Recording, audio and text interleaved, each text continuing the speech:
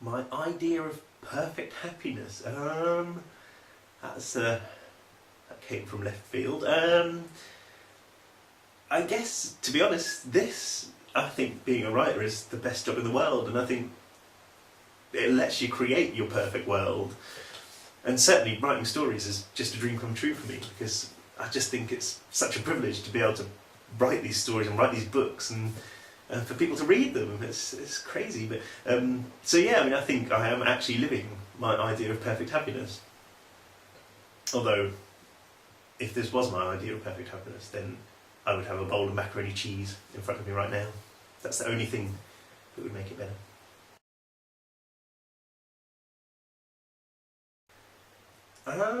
Not very much, to be honest. I tend to sleep a bit like the dead.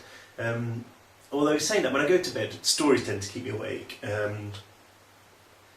Yeah, I'll go to bed and I start thinking about a book I'm writing or a book that I want to write, and that will often keep me awake. Especially when like with Furnace, I'd lie there for hours thinking, how am I going to get out of here? And how's Alex going to escape? And yeah, that tends to keep me awake at night. Yeah, that and the monsters in my closet.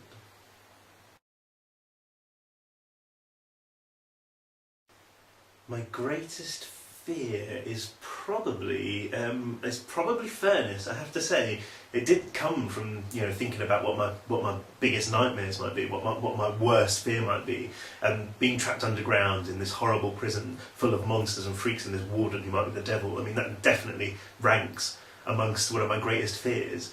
And the other thing which is one of my greatest fears is this scourge of humankind. I can't even bear to say their name, they're so horrific. I can't think of anything worse in the entire history of the universe. Talking, of course, about slugs.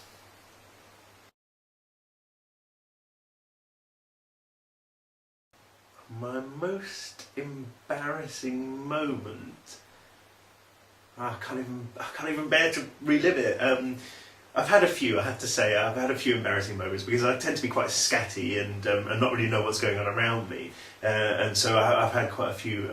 I think the worst, I can't even bear to remember it, but I was at a book fair, one of these giant book fairs. It's just kind of, tens of thousands of people in this one room, and it was after one of these horrific kind of terrorist events, and there was a 1 minute silence, probably about 11 o'clock, and I was totally oblivious to everything, and I was walking around this book fair for some reason, whistling, always look on the bright side of life, and I was just kind of wandering around going, and all of a sudden I realised that I was the only one in the entire room making any noise. Everyone else was standing in silence, looking at me with horror on their faces. And all of a sudden I realised that this was the 1 minute silence, and you've never seen me turn a more vivid shade of red or run off at a greater speed. Yes, I think that's the most embarrassing thing that's ever happened to me. Thank you for making me dredge that up.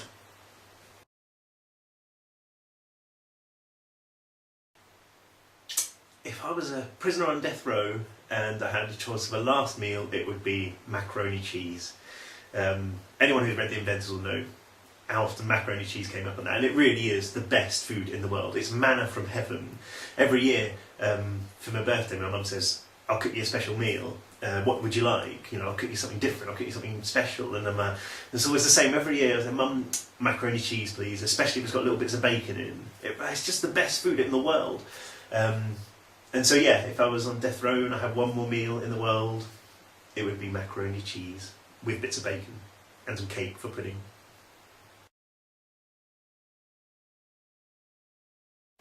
My favourite smell would probably be, I don't know, the smell of macaroni cheese bubbling away in the pot with bacon on the grill. Yeah, I think so. That, and I have to say, at the risk of sounding like a cliche, I have to say the smell of grass after it's been cut in the spring is great. That time when the sun's just starting to come out and you think, summer's here, and you get that kind of whiff of somebody who, the first time the lawn's been cut after winter. And that really is one of the best smells in the world, I have to say. but not as good as macaroni cheese cooking.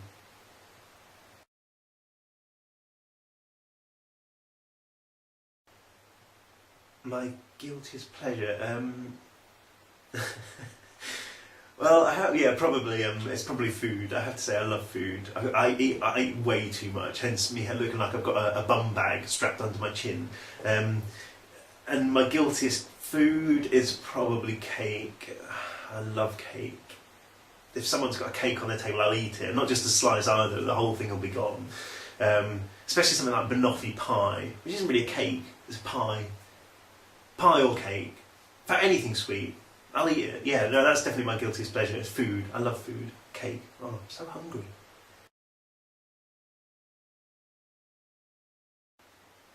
I think probably not starting to write seriously until a few years ago, because I used to write all the time when I was a kid, and then I stopped to be a bit more serious for a while and get a job, and although I always wanted to write, I never really did. Especially, I never really wrote children's stuff, and I wish I'd started writing about 10 years ago. And I feel really lucky in a way to have got this far before I'm 30. Well, I'm 30 in about 20 days, but if I'd done all this when I was 20, I'd have had a 10-year head start. So that's probably. I mean, I don't really have many regrets, I have to say.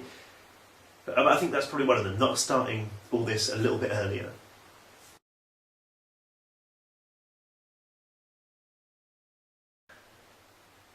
I think if I had one superpower, it would probably be teleportation, because A, I wouldn't have to walk anywhere, which is always an advantage. B, I'd never have to get on a plane, because I hate planes. And C, if anyone ever locked me up in a place like Furnace, I'd just be able to go ping and be free. So yeah, teleportation, definitely. If I had to pick a superpower from an existing character, then I'd probably have to go with Wolverine, just because you can't break him. His wounds heal almost instantly, and he's got claws. And I have to say, like, if I was Alex locked up in prison, having kind of unbreakable bones and not being able to die and having these amazing claws would just be so cool. That would show the black suits who's boss. So yeah, Wolverine.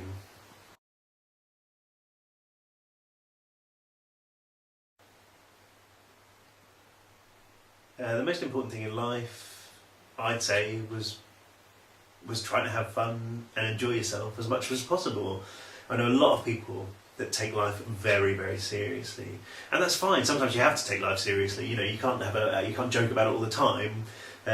But saying that, these people don't have any fun, and at the end of the day, if you don't have fun, what's the point? So I'd say, yeah, the most important thing in life is just to try and have fun, to relax, to enjoy yourself, and to laugh. I mean, it's great.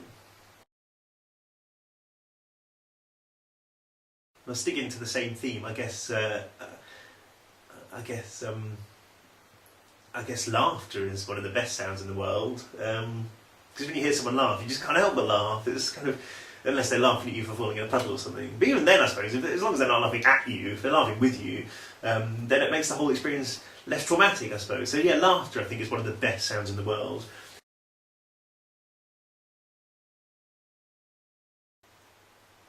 Yeah, that's easy. I think the worst sound in the world is an alarm clock going off. Even if you've changed the ringtone to something nice, or you've just set your music to come on, that kind of, when you get woken up by any sound whatsoever, that's basically telling you it's time to get up, time to get out of bed, you've got something to do, that is the worst feeling in the world. You just kind of wake up and you just feel your kind of heart sinking, and you think, oh, no, I don't want to get up. So yeah, I think any kind of alarm clock in the world is the worst sound ever. It should be banned.